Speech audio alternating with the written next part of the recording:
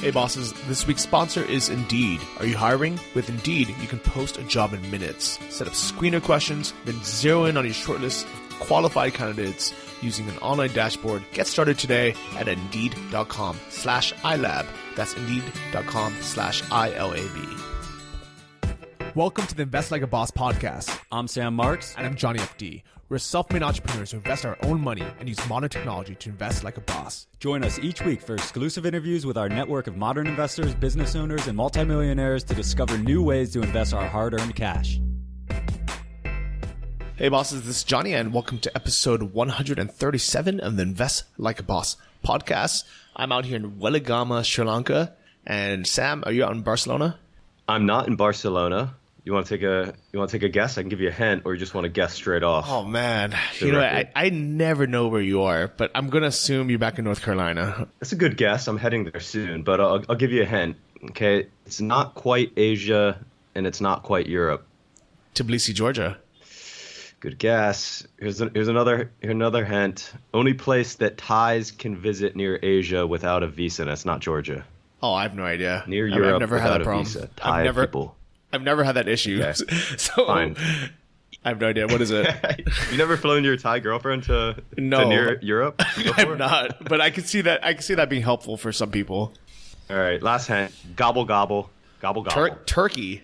I'm in Turkey. Oh my God. He's from Turkey. I don't know how to say hello in Turkey, or I would have done that one first. Yeah, that's so I'm funny. in a place called Bodrum, Turkey. It's down on the Med, basically faces Athens. If you're looking at a map, Athens and kind of face each other over the sea. And it's cool, man. It's off season here. Everything is super cheap because it's off season. I'm staying in a hotel now that in the summer it'd probably be $250, $300 a night, but now it's like $70. And all the staff are so happy and just pleasant because there's no tourists here. It's like me and my girlfriend are the only ones at the resort, so it's pretty cool. You know what? That is actually a pretty good hack. And unfortunately, she doesn't have a second passport because if she did, it would be much easier to meet, in Barcelona or in Europe somewhere. But I guess there's always a workaround, right? Yeah, that's exactly it. Because this coronavirus is spreading pretty quick, but more than that, they're just starting to lock down travel for anyone from the region. And if it gets worse, I might not be able to get out of Thailand, and I might not be able to go back to Thailand or even have the desire to do so. So I thought, get over here, and then from here we'll fly her to the States. And that was the plan. But it's kind of a good excuse to come to meet her in Turkey because I've never explored this part of the world, and I'm liking it a lot. Okay. Yeah. I've met a lot of people who've been to Turkey, and most of them, there's a few people that said, they love the hustle and bustle of it. They love the capital city. But most people I've met love going there for the all-inclusive resorts or like the nice resorts, but they never actually leave it. They just go there for the beach holiday, and they're like, I don't want to see Istanbul. I don't want and it's rude, but a lot of people go there and they just don't want, they don't like the local culture. They just go there because there's sun and there's beach and it's cheap. Well, I kind of have to agree. The hustle and bustle of Istanbul kind of burns you out, just like most capital cities burn me out now. But there's plenty of culture down here in the South. It's just, it's more laid back and enjoying the food, enjoying the sun, enjoying the people. People are really nice. So, well, the cool thing is, put a check mark on it, but I'll be back.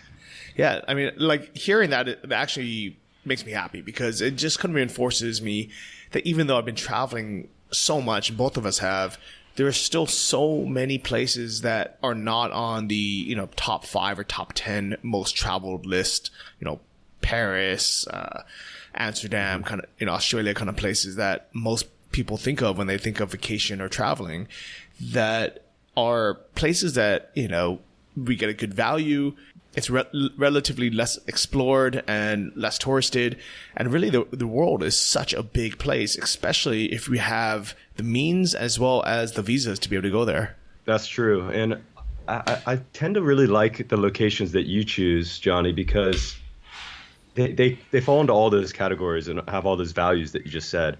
And what I've noticed with myself is when I go from one of those places, say Chiang Mai, that kind of checks all those boxes that you just mentioned, and then I go to a big city like Barcelona, I just am like, wow, this is kind of overwhelming. The hustle bustle, the constant noise, the temptation, it's a lot. So I'm tending to think that I need to be gravitating much more to these kind of softer spots around the world that are really good value, because it seems to elevate my happiness level, and I think I'm going to try to stick to this path going forward.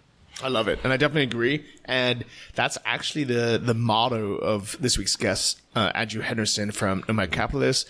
I really love it. It sums it up so well. It's simply go where you are treated best.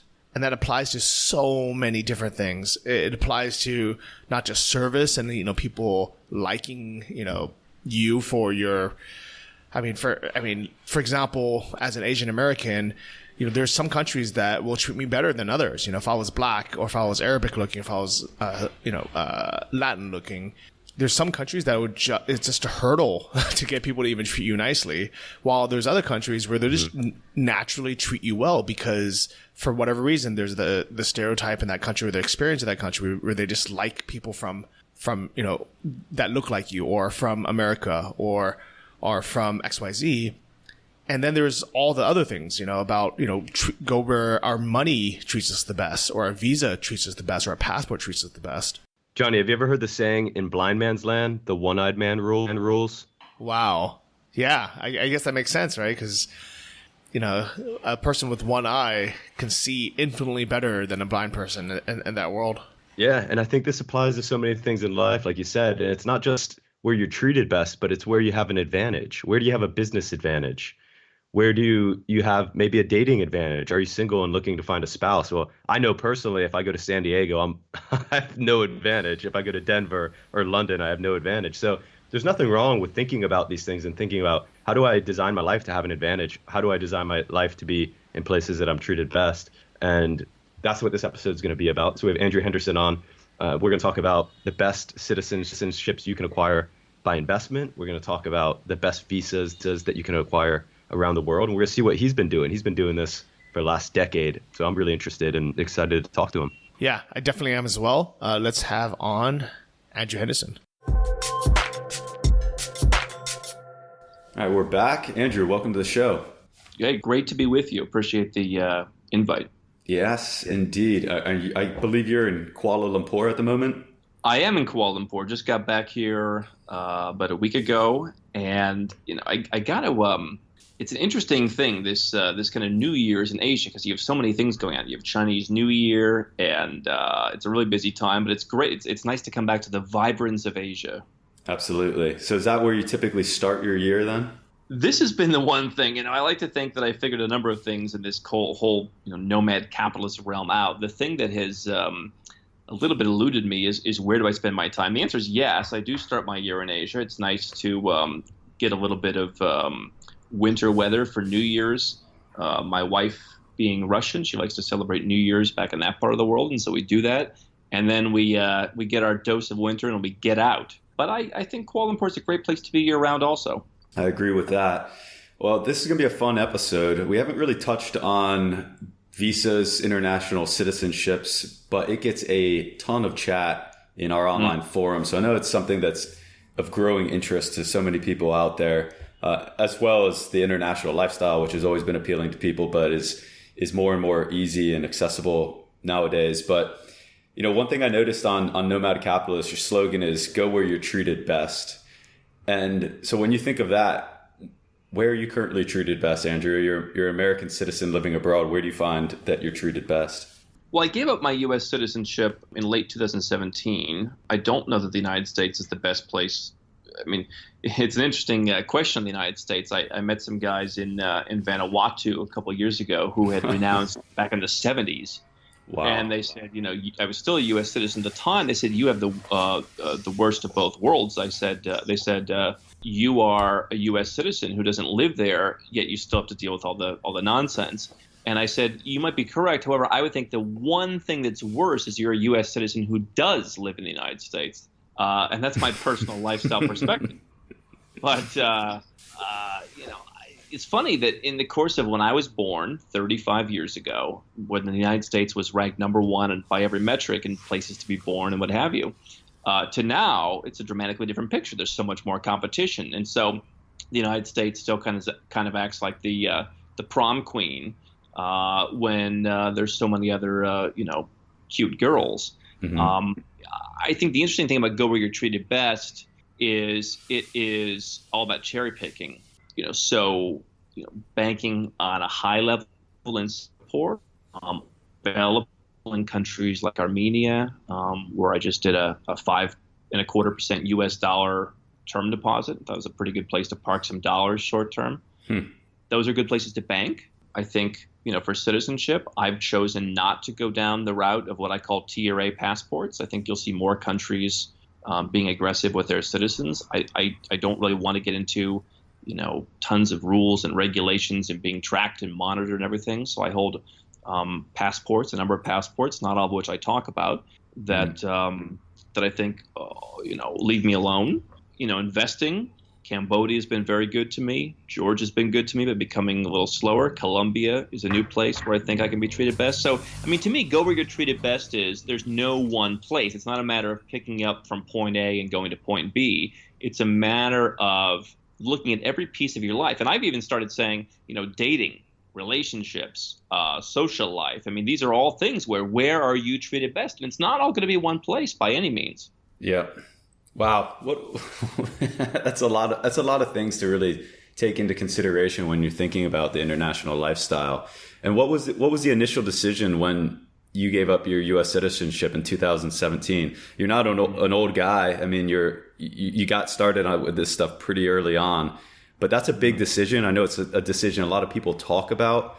It's less of something that a lot of people, at least in my network, actually do. It's kind of on the back of their mind, but it's a big decision. But how did that come about for you? Well, it's an emotional decision. I think this is the thing that nobody talks about. Because I think you've got a lot of guys who are interested in this stuff who are very analytical guys, and that's great. But there is another side. That's the human side. We are human beings. And it's very emotional, even for a guy like me who never felt like I had the identity, never really felt comfortable in the country, didn't really want to have the identity. There was a lot of personal things for me. I guess for a long time, I counsel people against making decisions out of anger. We had one guy come and say, I'm tired of funding the wars. And over the course of about a week, I talked him out of that. And I said, are there other reasons? It turns out there were. But I don't want someone just to renounce to protest the wars. That's not really productive. But for me, it was something that had built up for many years. I had the personal issues. I just never felt the total push. And I think what it was, and I'm sure, I get some flack for this, but I'm pretty apolitical these days.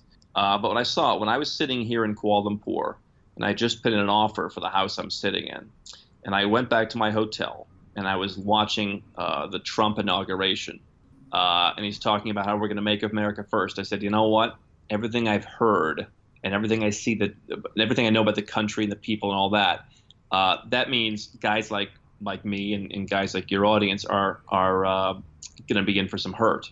And Americans have already dealt with things like FATCA, this worldwide taxation, worldwide reporting. Now you have new things like guilty. There's, you have the FCPA. You've got so many rules and It's not just tax. It's so many rules and regulations and filings and you're worried you're going to fight. My last tax return was like a small town phone book, and you're worried you're going to mess up one thing and they're going to come and get you.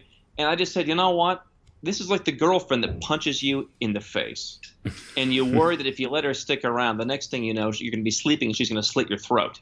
I didn't want to wait around for the next move. And so I just think, if you want to live in the U.S., God bless you. Make America great and America first and all that. Fantastic. I don't live in the United States. And so I just felt like this was going to be something where life for expats was going to become much more difficult. And it turns out I was right. And what was the decision at that point? Were you already internationalized? Were you already living abroad when you decided to renounce your citizenship? Yeah, so I've been kind of studying and kind of privately looking at this stuff. This is my 13th year. I've been pretty actively doing it. It's my 8th year, and I've been traveling for most of those 13 years. And so I'd left the U.S. full time, like late 2012, early 2013. So I think that was an important thing. When I talk to people who, have come into some kind of sudden wealth and they want to renounce, but they've never lived outside of the U.S., it's difficult because it is emotional. It's very permanent, right? Mm-hmm. So if you haven't been outside of the soup to know it'll be okay, it's a decision for that person to make. But for me, in the In the 5 years before I did it, I had spent, I think, 6 days in the country. Wow. Yeah. Or something like that. Now, when you renounce your citizenship, and I don't want to go too far into this rabbit hole, but I have heard a couple of horror stories where they renounced their citizenship and then they were basically denied access back into the U.S. to see, say, like a sick family member who couldn't travel. And that became a major point of regret. And the people that you've seen renounce citizenship in your own experience, after you renounce, has it been relatively easy to get back into the U.S. via a visa or another passport? I don't think getting into the it's not one of those countries that's relatively easy to get into. What I will say is there's two categories. And I don't want to prognosticate too much, but for the people that we've seen who we've helped get passports through ancestry, like UK, New Zealand, Canada, I think Austria was one of them. There's a handful that we've helped people get. They have what's called the visa waiver program, or in the case of Canada, they can just come. They've had zero problems at all, and I have friends who are Swiss and whatever, and they've also had no problems. Dutch, no problems. For people who get like a St. Kitts and Nevis passport and renounce, it's a bit more of a crapshoot. Again, I don't want to prognosticate. Here's the situation for everyone who's not entitled to visa-free access to the U.S. It's kind of like, are you going to draw the short straw or are you going to draw one of the normal straws? Mm-hmm. You're going to go for an interview and there's going to be 2 or 3 people there, and there's always somebody who's kind of nice and there's always someone who's not that nice. So it's a bit of a gamble. Mm-hmm. I think if you think that you're going to waltz in 100% no problems, this ain't the country to do it. So you've got to be prepared for that, have a plan. But I don't necessarily know that the majority of people are out there to get renunciants. I just think that if you've got a passport that is where they reject 40% of visa applicants, you might be one of the 40%. All right. Now, you can't just renounce your citizenship without another citizenship, correct? You have to be a citizen somewhere. You have to have a passport. So I assume, or is that, correct me if I'm wrong there, but I would assume that you had another passport before you renounced your U.S. citizenship. I know 1 or 2 people who have become stateless. Mm-hmm. The discussion that we have in our kind of our geek, passport circles is, what would happen if you renounced in a country with equal heft to the United States and you did become stateless, and then where would you go? Like if you renounced in China, would China call the U.S. and be like, listen, take this guy back because, we don't want him here. Mm-hmm. Where would they deport you to, right? But you can become stateless. I mean, it's really kind of a case-by-case basis with the embassies. Some of the embassies are really strict. Some of them, I guess, are unpleasant. I've heard a couple of those stories. In my case, super nice, super professional. I have nothing bad to say about the people there. And they're like, hey, we'd like to know you're not going to be stateless. But, I think it's case by case. And obviously I want to be respectful of our, conversations that, mm-hmm. that I had with them. But I think it's case by case. I don't think you'd want to be stateless, I think, is the more important answer. Right. So let's get into what a lot of people are certainly interested in, which is additional citizenships and really good visas for travel and access to some great countries that we like to go to. What are some of the top programs for citizenships by investment right now? I mean, I know it's always revolving and new ones are coming into the picture. What's top of the list right now? Well, I think it really depends on what you're looking for. I mean, when you have the guy who wants to get out very quickly or he needs something very quickly, I mean, the Caribbean programs work fine. I mean, they've had a price war in recent years where you've got a number of programs that are now basically $100,000 for a single applicant, not too much above that for a family of 4 even, if you're married, for example. So I think those can still be functional. They're commoditized programs. They're relatively straightforward. What I look at is kind of under the radar programs, not in a bad way, but just, programs that what we call fast track naturalization. One program that's interesting to me right now that's kind of commoditized is Turkey. It's a very interesting tier C, as I would call it, passport. You can't go to the EU. You can't go to most of the Western world without a visa, but you can go pretty much everywhere else because it's such a big country and they negotiate good deals. So Turkey's a $250,000 real estate investment. And unlike most of these programs, you can basically invest in whatever you want.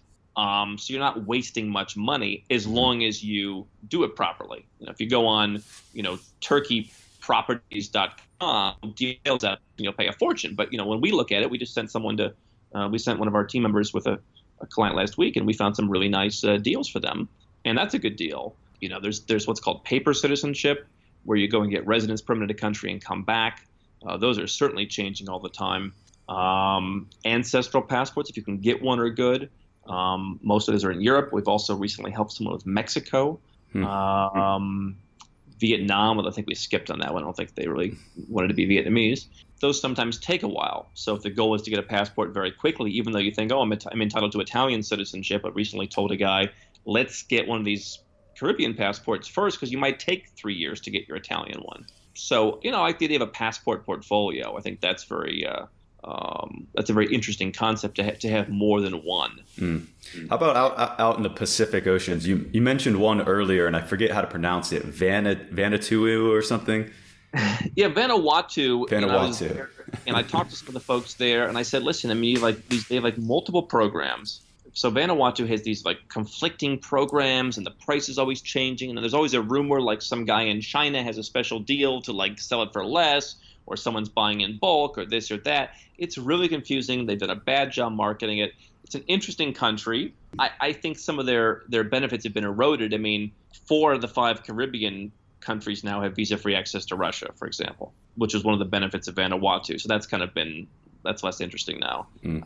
It's interesting travel to the UK, to Europe, to parts of Asia. Not so good in the Americas, actually pretty bad in the Americas. It's a tax-free country that's somewhat neutral, more so than the Caribbean countries, but they've just done to be honest, they've done such a bad job with it. They could do so much better.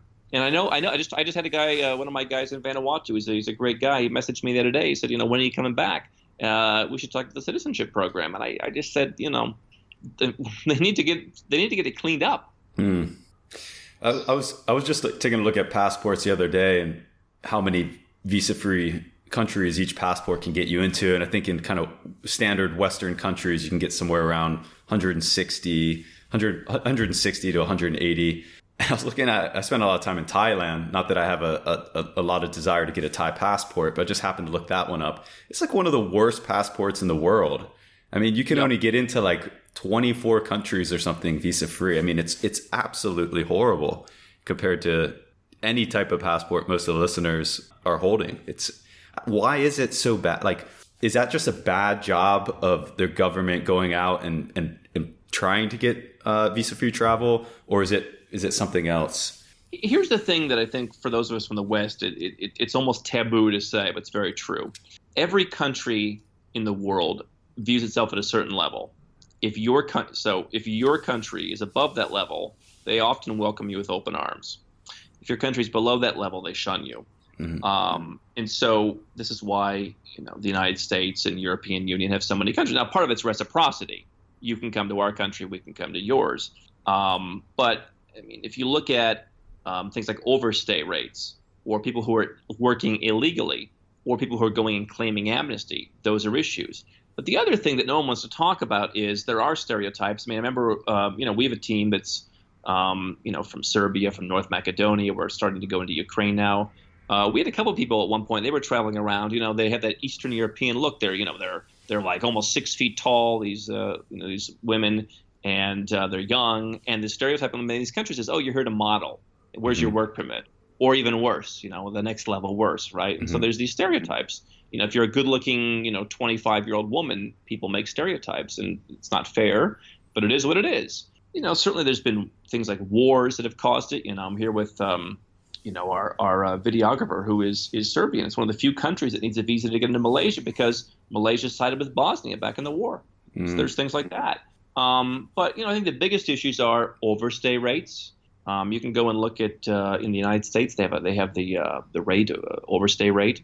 And so the more likely you are to overstay, to work, to go and do stuff. In the U.S., by the way, Israel's their best friend. They always say, our best friend Israel. Israelis can't come to the U.S. without a visa. Why? 2 reasons. Number one, they discriminate against Arab Americans going to Israel, so there's that reciprocity against them. Number two, if you go to the mall, all this just got out of the IDF, and they're saving money to go to university, and they're selling those soaps. Come and try my soaps. They're all working illegally, and so the U.S. is we don't want people coming. Get a visa. And so if you're 23 years old and Israeli, you're probably not getting a visa. It's a complicated system. It is complicated, yeah. By the way, Serbia, just to mention when we mentioned Serbia, they've done an incredible job of negotiating visa-free travel. They've got an excellent passport. If you don't care about the UK or the US, they've got an excellent passport because, yes, I think they have done a good job negotiating.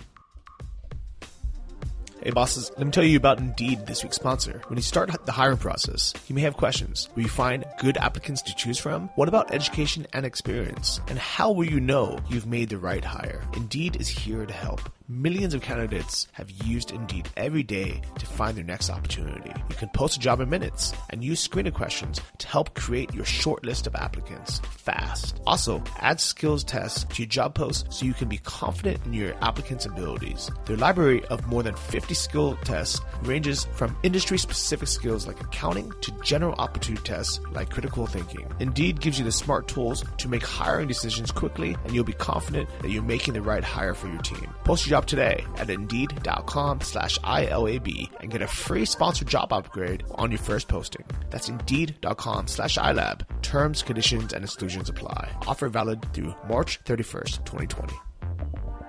How many countries would you say right now are available to get citizenship through some type of straightforward investment?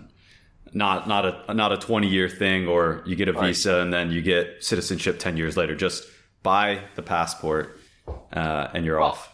I mean, if you look at passports that are, have commoditized programs, it's about 12 right now, maybe 13. I guess Egypt has some really overpriced deal.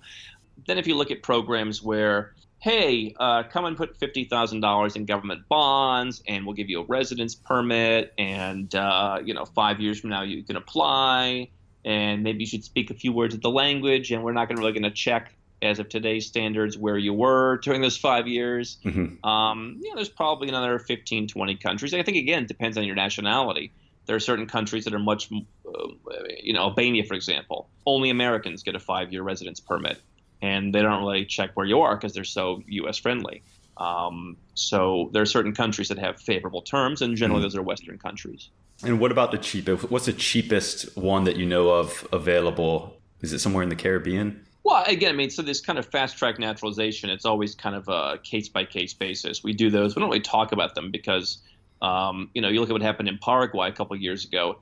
Everyone and their mother was talking about Paraguay as fast, easy, cheap, and the country said, we don't want to be known as this kind of dumping ground. I don't necessarily publicize the stuff because, they run their course eventually anyway. The cheapest program that's just straightforward is $100,000, Dominica, St. Lucia. If you are more than one person, it's Antigua and Barbuda. They've got kind of a weird physical presence requirement you've got to do in the first 5 years to finalize your passport. But any of those are in the low six figures, and you can get them very quickly. The cheapest one that I did get a couple of years ago that's been suspended was Comoros, and people kind of joked about that. But it was a nice gap filler because it was an extra passport. Like I've used it in Singapore, I've used it in Malaysia, I've used it. Now I have a residence permit in Malaysia, but I've used it in countries that some of my other Tier B passports I couldn't get into before I got St. Lucia. And that was $45,000. I don't think we'll see anything like that again. Well, I've not heard of Comoros. Comoros was, it ran, I don't know when it started exactly. I don't know, early 2010s. It started with a bulk deal with some of the Gulf states where they wanted to get rid of the Badoons, the stateless Badoons, and they wanted to give them citizenship so they could deport them. And I haven't followed that process entirely. Obviously, there's some human rights issues there. But, yeah, they sold it. There were a couple different channels, kind of like Vanuatu. We went through the pretty clean channel. I've talked to the UK embassy, and we always make sure everything's on the up and up. I guess there were some other guys on the ground doing some weird stuff, and so they just they shut it down. But if you have a passport, it's still intact. Yeah. Wow, that's really interesting. And I keep seeing all these property investment opportunities popping up. I think that's actually an interesting program. I'm doing the Golden Visa now in Spain. Yeah. But some of these things look pretty dodgy. I guess the ones I've seen are mostly in the Caribbean. Yeah. St. Kitts. You invest for citizenship, and then there's all these properties that are kind of popping up to support these programs. And there's really flashy marketing material, and you can get a 7% yield and all this. Have you heard of anyone that's actually done it through one of these sort of direct investment vehicles, these direct property investments that were really designed around these citizenship programs? I'm familiar with a few people. Note in some of these countries, in the Caribbean countries, some of them literally might have 200 applications approved in a year. So it's not a huge number of people. And out of that, you might have, 40 or something that did real estate. So it's really not that many people. The numbers are on a smaller scale than you might expect. Generally everyone would tell you it's a terrible deal. I mean, it's one of those things where it's what I always say. People, what's the place to incorporate offshore? I don't know. And if someone else tells you they do know, then they have a vested interest in selling that to you. You never call the guy in Panama and he says, where I think you should incorporate? Malta, right? The only people I see pitching these things are the people who, make a commission. And I just got a thing on LinkedIn the other day. I passed it along to our real estate person and said, politely decline. They said, hey, if you want to sell our property in Turkey for us for this CBI, we'll give you a 9% commission. When you're paying someone a 9% commission before they even negotiate, that's what's called a ripoff. Wow. And I've seen some of these guys in this industry. I'm hosting a conference, Nomad Capitalist Live this year. I've been out of this conference scene for a while, but we did some conferences before. And you always have these guys calling you, offering you like 20% commission on their banana plantation. There's just a lot of bad deals out there. I mean, 20% commission. How good is that investment? Yeah, and where's the banana plantation? Is it in Guatemala or? Right, they're all over. Yeah, because and what they'll tie it into sometimes, or what people will tie it into is, I heard a thing recently: get your Panama Friendly Nations visa. You've only got to be there 1 day a year to get the tax benefits. And I'm like, no. You have to be there 1 day a year to keep the permanent residence active. Permanent resident status in and of itself really does nothing. You're not a tax resident of the country. And they were basically intimating that you can not pay tax in the U.S. if you just spend 1 day in Panama. Like, that's not how it works. I'd be on a flight to Panama tomorrow if that was the case. Of course. Let's hop over to golden visas for a second. There's, of course, lots of different visa programs available worldwide. The golden visas seem to be quite appealing. And a lot of people in my network have spent a lot of time in the last decade in Asia. A lot of people seem to want to start spending more and more time in Europe. Of course, there's ways that you can kind of hack that, at least with a U.S. visa, U.S. passport. But the golden visas seem to be a really good product. That's what I'm doing here in Spain. What are some of your favorite countries for a golden visa, or some of the most popular ones that you're aware of? Well, I think the big question for a golden visa, or for any kind of visa in Europe, is, do you want to live in Europe? If the goal is to live in Europe, then you have to match, obviously, the tax planning aspect. I've had a couple guys call and say, listen, it's Spain. I'm married to Spain. There's nowhere else I'm going. Spain, Spain, Spain. My wife will only go to Spain. And so there is kind of this moderate tax exemption you can do in Spain for 6 years. I think Portugal still is a good program in that a guy like me, and I think a lot of people, we want to keep our options open. I don't necessarily want to be in the country for 6 months. I mean, in Latvia, it's 9 months. Now, I mean, we can debate how flexible some of these countries are on, your home is in Latvia and you're paying taxes in Latvia, but, you're actually in Belgium part of that time because it's the Schengen area. But for me, I don't want to be locked in for the next minimum 5, maximum, I think, 10 years. Nor do I want to be at the whims of a country like Greece, where they're not really known to naturalize people who aren't ethnically Greek. That's kind of that region. Bulgaria was kind of the same thing. They did naturalize a few people through that bond program, and now they've denaturalized a lot of people. So that region was just never great at naturalizing. I think Portugal makes sense. I think if you want to live somewhere, I think the one place that interests me that no one talks about is Ireland. It's far more expensive, and you do need to be there for 6 months. But, it is in the Anglosphere.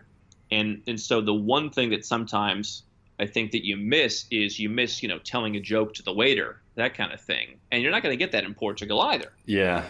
Or Spain. And so I think Ireland, you get that kind of connection if you're from the U.S., from Canada, from, wherever.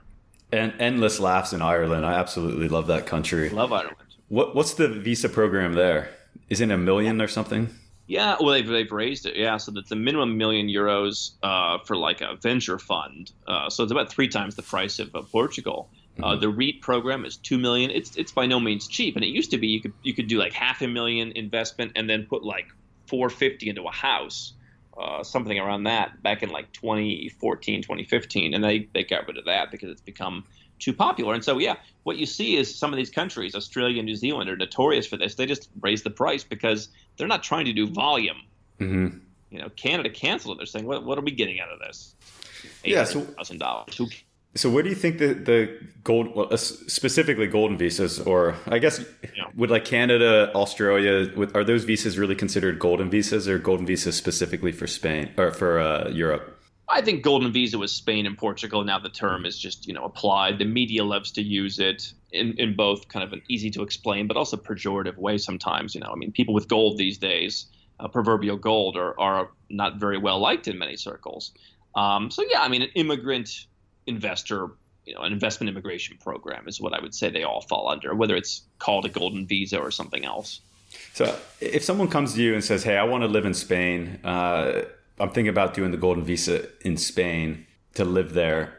I mean, is that the definite course? Because one other alternative way I was looking at doing it was just say, do it in Greece where it's half the price, and then use the visa of Greece to live in Spain. And I understand that that's not the intended use, and you're not really allowed to reside in Spain. But once you're in the Schengen area, then who's really checking? So I guess that's more of a hacked way. But do you know anyone that's actually trying to do it that way, or would you recommend that in any cases? Yeah, they call me the goody two shoes of the offshore world because I try and keep things clean. Certainly, if you're going to spend some time in Spain, that can work. You're allowed to travel around. Technically, the rule is 90 days. And so, my advice would be, how much time do you want to spend in Spain? I almost always talk people out of living in Spain because even if you qualify for that tax exemption, and really anywhere in Europe, like the paperwork and the planning and the corporate structuring, it's a lot more work. Mm-hmm. So I had a guy who wanted to do it recently. I said, are you willing to spend, I don't remember, what, $15,000, $20,000 more to do Spain because of all the structuring with your business? Just versus even Portugal, I think. And that's more than Malaysia. So if I'm living full-time in Spain, I might not want to do the Greek program. I like to be conservative. What I can tell you is the people who have wanted to do the Spanish, if wanted to live in Spain, they just want to buy the property. It's not about the money for them. We had one guy, he's got a multi-$100-million company.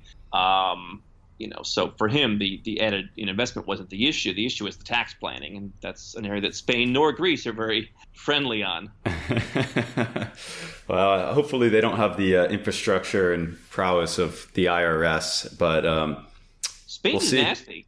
We'll see. We had a guy, we had to get him out of Spain, and it was a very interesting position. I won't belabor it, but it was very interesting, and people think Spain is lazy, and I think some people in Spain and Portugal have that impression, they'll never find us. That's kind of the old impression. Believe me, they found this guy. They've dug in. They really dug into him. And when you need something from them, they're nowhere to be found. When they need shekels from you, they're on you like a hawk. So I think they're pretty well dialed in. Another country that's relatively well dialed in that people wouldn't expect is Indonesia. I'm not saying they're like a bunch of killers, but they're not sitting around either. Yeah. We want to have a quick discussion as we kind of head towards closing, just around diplomatic citizenships, or I don't know, is it diplomatic visas rather? I think there's maybe some myths out there about these, but in general, are these programs available through investment, and are the benefits of a diplomatic visa real? This is one of those questions where I would say, it's kind of like people who want to have, they want to have an anonymous company. Where can I register my company? No one can find me. I don't mind people finding me.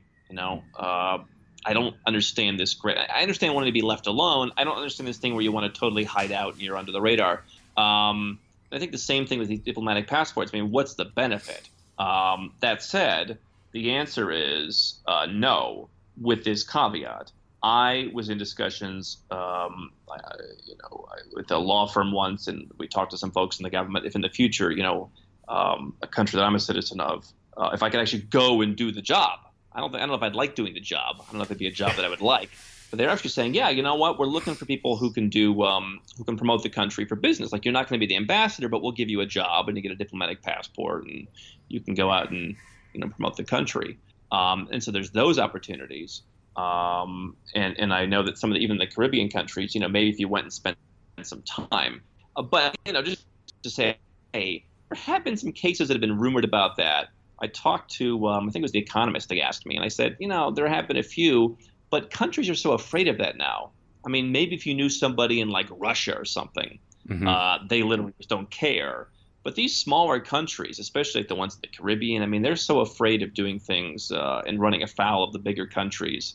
I don't think they're doing that. I guess the best place to get a diplomatic passport is you just donate money to Trump's reelection, and what's the going rate under him and Obama? $250? You get an ambassadorship. And what kind of benefits does that have? I guess you get to be an ambassador. I mean, it's for the rich guy who has it all. I heard of the diplomatic passports you get. You have it's called diplomatic immunity in it, but from it's what? Yeah, exactly. And are you really getting that so that you can fast track through a country and not have your bags checked, or so you can get away with a misdemeanor in a foreign country? And if that's your reasons, maybe it's more alluring. But there was a guy, and I don't want to mention any names, but there was a guy who was made the ambassador. He promoted a country, and they made him one of their ambassadors. And he was in the country, and they said, whatever, for whatever reasons, they declared him persona non grata, and they kicked him out. And they can do that. And if you committed a crime, people think, oh, I'm a diplomat, they can't touch me. No, your home country, the country that is, put you there, they can do something if they want. I mean, if you kill somebody, it doesn't mean that you're off clean. It just means that wherever you're coming from might try you. I don't. Here's the thing with this industry, and this is the thing I've tried to change. And I put my face up there. I've made at this point, 700 plus videos. We've written over 1,500 articles. I like to be out there, not because I necessarily want to be out there, but because I thought that the industry needed a facelift from these nameless, faceless characters who use fake names, use stock photos, or hiding under their bed. Because here's the thing: the average business owner doesn't like that. Doesn't feel comfortable with that. There's a small group of people who I guess you and I know, and they are the corner cutters, and we can go to the whole psychology of some of those people. But the average person who's just making a lot of money in business doesn't feel comfortable with that stuff. And so my thing was, let's open this up so everyone can go where they're treated best. And again, I think what the U.S. does with taxation is unfair. I'm pretty libertarian, but I don't get bogged down in this stuff of trying to find these hacks so someone can't check my bag. To me, it's just a waste of time. It's almost I don't see the benefit. I don't want to play armchair psychologist, but I just don't see the benefit for some of this stuff. Andrew, where do you think that all this goes in the future with borders and visas and citizenships? Do you think it's easier 30 years down the road to move about, live where you want to live, or do you think things get more restricted from here? Well, I've been talking recently. I mean, I think there's a handful of countries. I call them the CUNA countries: CUNA, Canada, United States, New Zealand, and Australia. Those are the four most difficult countries because the CBI programs in the Caribbean don't cover them. The UK and Ireland are also a bit tough to get into. The rest of the world doesn't really care where you're from. I go to the UAE, was in Dubai with someone a couple of weeks ago. Here in Malaysia, all over the world, nobody cares where you're from. I actually went in to get a Mexican visa, was talking with the ambassador, and he said how difficult I made my life because I gave up U.S. citizenship. And I said, it was the most pleasant conversation I've ever had about Mexico and Mexican food. Here's your visa. Have a nice day. And so nobody cares. If you can deal without those four countries, I think you'll be fine. I think Tier B passports, those are what I define as countries that are passports that can go to the European Union without a visa, but not the U.S. I think those are increasing. I see most of those passports adding more small countries. If you're from Syria, that could be challenging. But I think for people who are following what we talk about, it's going to get easier. My thing on the Tier A passports, the Americans, the Germans, the Australians, et cetera, is you're going to see more taxation, probably through the back door, perhaps a minimum tax on citizens. So if you're not paying something, you can pay your home country. I think Tier B is going to be the place to be. Tier B, the place to be. It's got a little jingle to it. Well, tell us a little bit more in closing about Nomad Capitalist. You talked a little bit about the articles you guys have written, some of the videos you've put out. What do people come to you guys for specifically? Yes, we generally what we call 7 and 8 figure entrepreneurs. We offer a holistic service where the first thing that I think everyone should do is have a plan. What are we doing? It has to cover your finances, your lifestyle, residence and citizenship, and your investments. The investments can support the residence or citizenship. The lifestyle, of course, has to be taken care of. The bank accounts have to be in the right place. It all has to work together. Because what you don't want to do is get your company in one place and then you can't get a bank account, then you can't get a merchant account, then you find out you have a CFC issue in some country, then it doesn't match your residence. I mean, you want to do it all together at once. So once we have a plan, then we execute the plan. I've spent 13 years putting together our network of vendors. And that's what we do. We help people do that and solve their problems, whether it's taxes, passports, what have you. We've also launched our conference called Nomad Capitalist Live for folks who aren't quite sure where to go yet, want to gather some info. We've got some fun speakers coming, and that's kind of the entry-level thing for folks who are just trying to figure out where they're going. But, what I've learned in all these years as a guy who was not as much of a doer in the beginning is, imperfect action beats perfect inaction all the time. It's that old saying. If this is important to you, you just got to do it. I think so many people look at it and fantasize about it and say one day, but if it's important, this stuff is not getting any easier. So I think it's important just to get it started. Wise words, Andrew. It's been a lot of fun. Links to all that in the show notes, guys. And thanks for coming on the show. And it's been a lot of fun. Looking forward to sharing this with everybody. Great to be with you, man. Always a pleasure.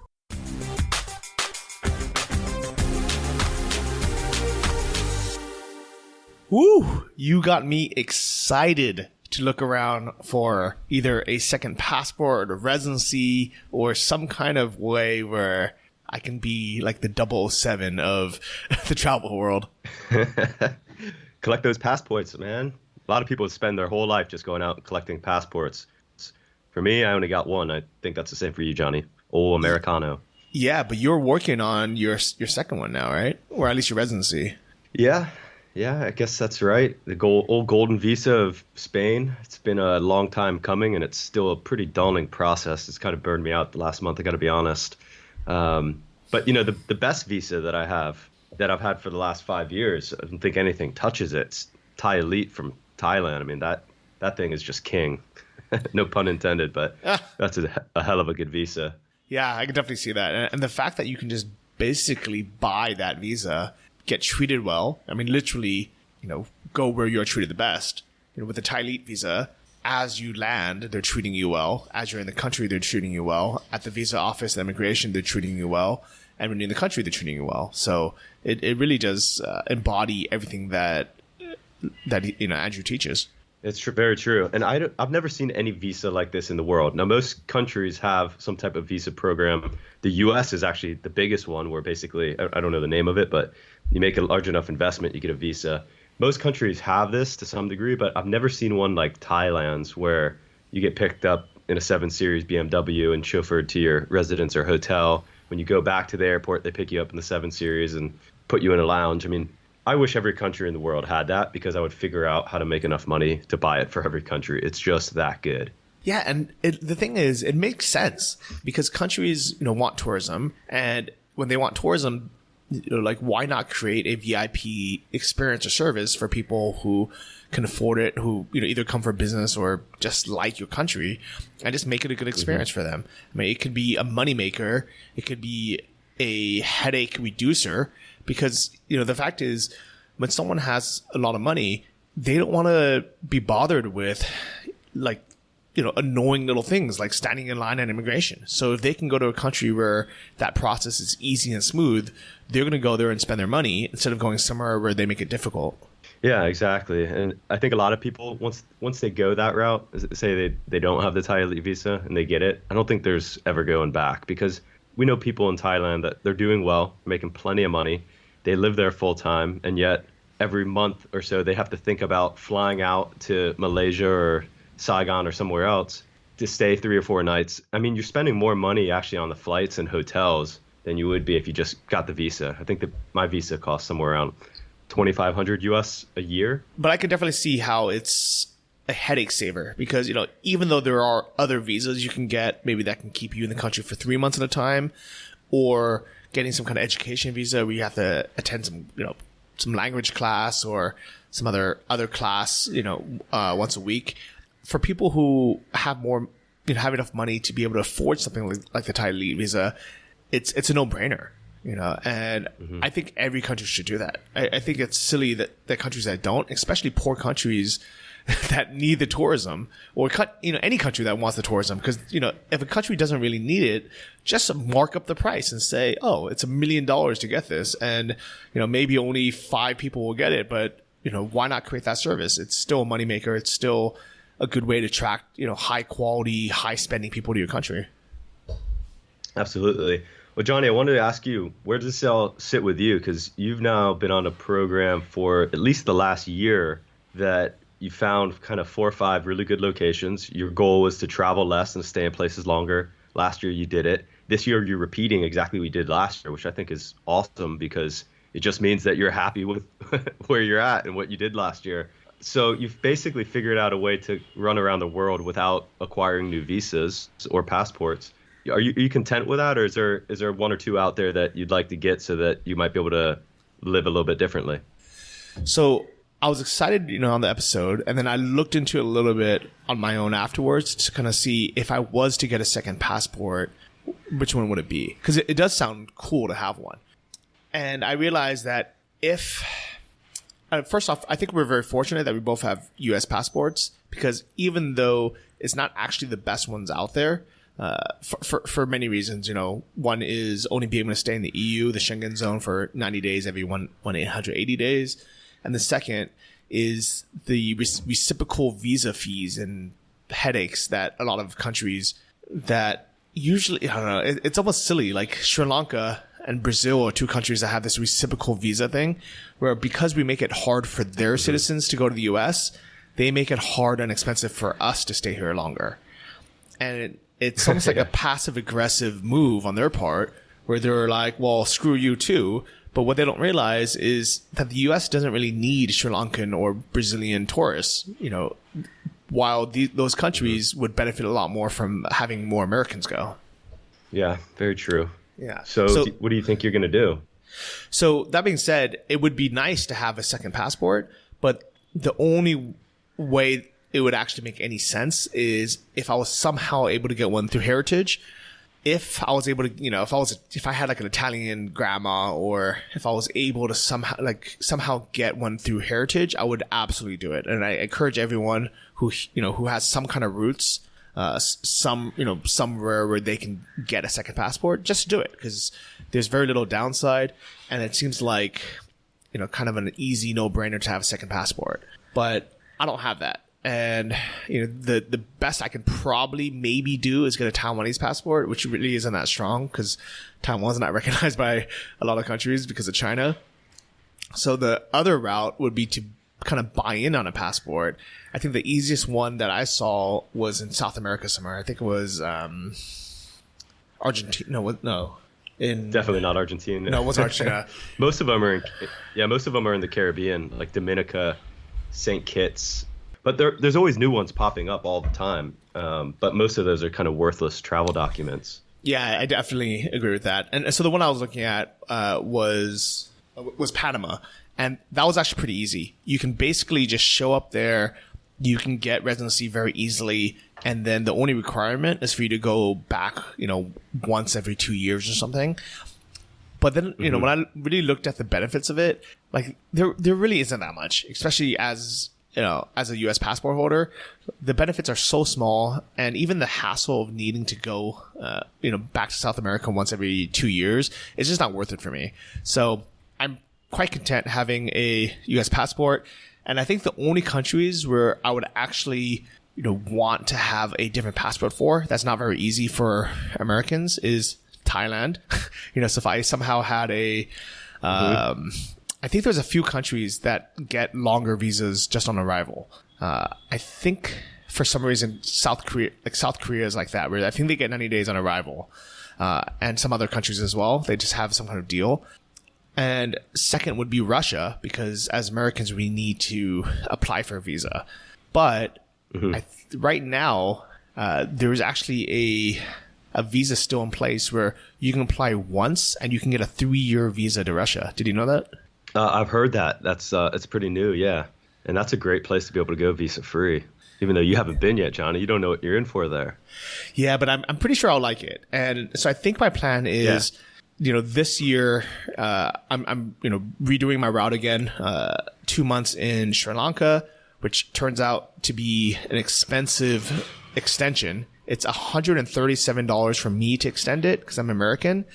The German girl I'm traveling with, it's only, I think, $37 for her, or $27. So it's literally $100 more just because I'm American, which is kind of like a big FU, right? Yeah, this just happened to me when I got off the plane in Turkey, and the visa guy or the immigration guy looks at me and goes, it had this big like sorrow face on. He's like, "No Turkish visa?" I'm like, "What? You need a Turkish visa to get in?"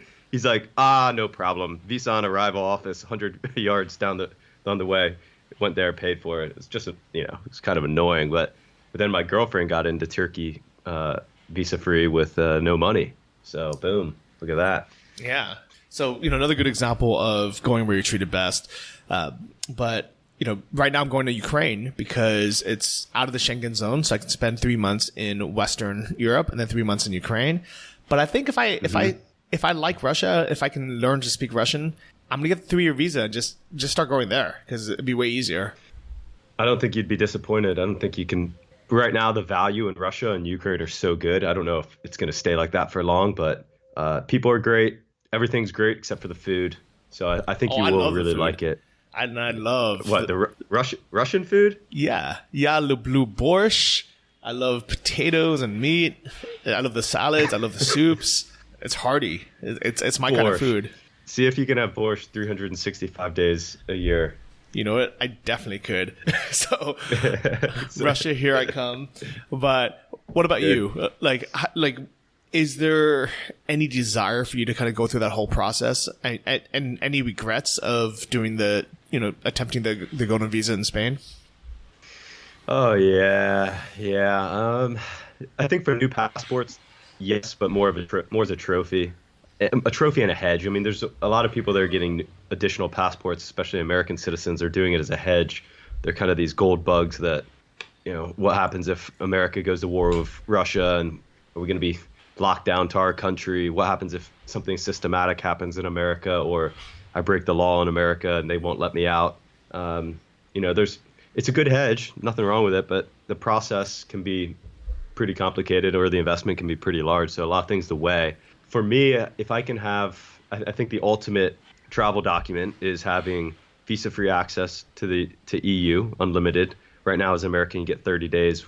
You can get 90 days within 180, or effectively half the year, but you can't stay there for more than 90 days in a row. So being able to stay in Europe, access to America's, my homeland where my parents are, is very important. And having access to Asia all year round. I mean, I want all that. And if you can get the Thai elite visa, you can stay in Thailand all year, and then you can travel anywhere in Europe very easily. Anywhere in Asia very easily, and basically unlimited amounts. And then with the golden visa, I'll have unlimited access to Europe, and then of course with the U.S. passport, the Americas I got covered. So I'm pretty close to getting all that done. The golden visa in Barcelona or Spain, we'll have to do a dedicated episode on that. I'm not even sure I'm going to be able to get it now. The attorneys are now saying, after I checked with 3 and said, yeah, no problem, just buy the property, get the visa. Now one of them saying that I probably, or I may have a lot of trouble because of my background with the 4 or 5 misdemeanors I got on there. And of course, when I asked them before I applied and bought the property, they said, yeah, no problem. No one's ever been denied for a golden visa because of some misdemeanors. But now he's saying it might be a problem. So we'll see. That would be a big letdown, of course. The problem with a property in Spain is, like, if you buy it and then you're like, nah, it's not for me, or you try to flip it, you're going to lose immediately. You're going to lose 10% because you have to pay a 10% tax when you buy it. And then you're going to have to sell it through an agent. So you're going to lose another 5% or something. So it's been a process, man. I think I definitely would have done things differently. For sure, what I would have done is I would have bought a place that was $500,000 right on the mark, because this project now is probably going to end up costing me close to $1 million to have to do this whole renovation, and it's like it's too much. So definitely, I would have just bought the cheaper place that was turnkey, and I could have started living and or renting it. And then would I have done it differently versus like Spain versus another country? I'm starting to think so, but I need to think about it a little bit longer. It's only been a month. So we'll have to do a dedicated episode on that as well. Yeah, let's definitely do that, because I think that would be an interesting topic, and that sucks, man. I'm sorry you're going through all that headache.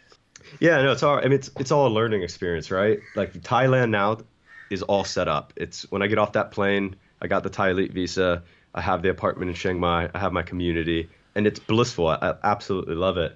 So there's an investment process both in terms of money, time, and mental bandwidth in getting these things set up. And of course, that investment hopefully pays off in the future with just an awesome place to spend as much time each year you want to. But yeah. In Spain, the bureaucracy, things aren't always as they seem to be. Everyone seems to have their hand in your pocket.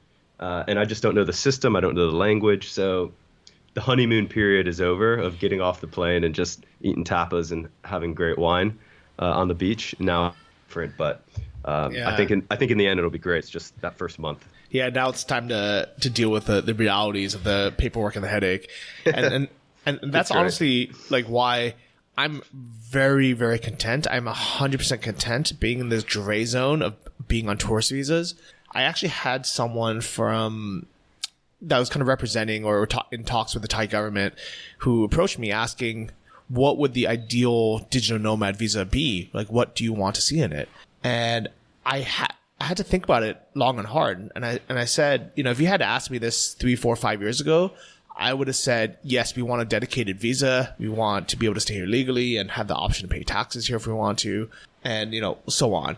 And now that I've been through kind of all that, I realize the 6-month tourist visa is actually exactly what we want. Like, just leave us alone. We're not making money. We're not taking Thai jobs. We're not making money off of the Thai economy. We're just spending money.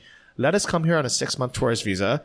Let us be able to do that online, make it really easy, or maybe on arrival, even if you raise the price a little bit, just make it easy for us and we don't have to go back to our home country to get it. And then let us do it back to back so we can stay year round if we wanted to. And that's it. Like, just let us stay in the gray zone.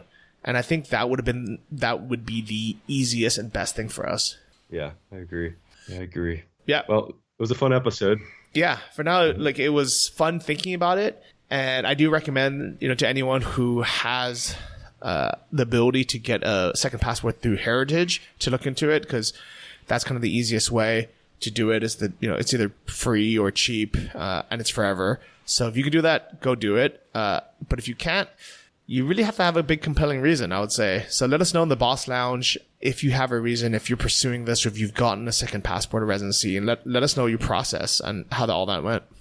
Definitely. And I will keep posting more updates on the Barcelona flat renovation. It's quite a process, but I think it'll be fun in the end. But I'm posting all that into our Patreon group so you guys get first look at it. And then, of course, we'll talk more about it on our upcoming Q1 updates. But I also want to just give a quick and very warm shout out to all of our Patreons out there. We're about 4/5 to our mark of getting support from you guys to be able to hire a VA to come on Invest Like a Boss and give Johnny and I a hand in being able to scale content and episodes, because it's been a lot of work. We're at 137 episodes, but we're getting to a point now that we really need a hand, and that's the whole purpose of this Patreon group.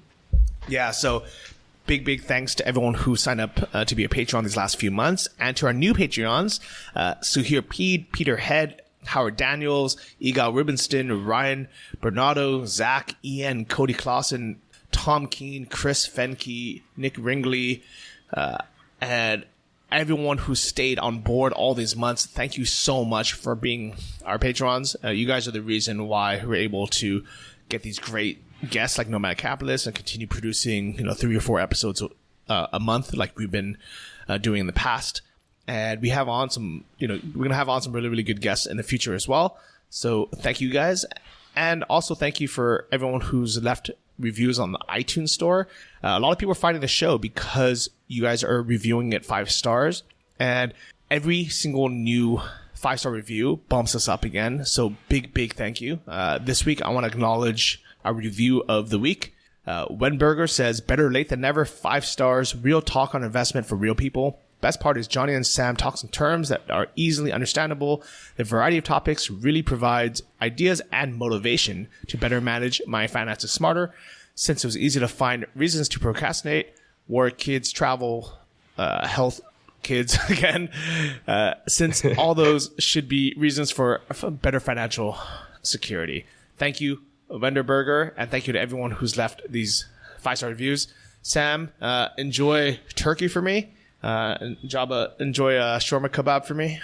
Likewise. Enjoy Willy Gama. I'm starting to know that name. I'd never heard of it until you said it, but now it's a place I want to check out. And I will go smash some Turkish kebabs right now. All right. Enjoy, guys. See y'all next week. Bye-bye.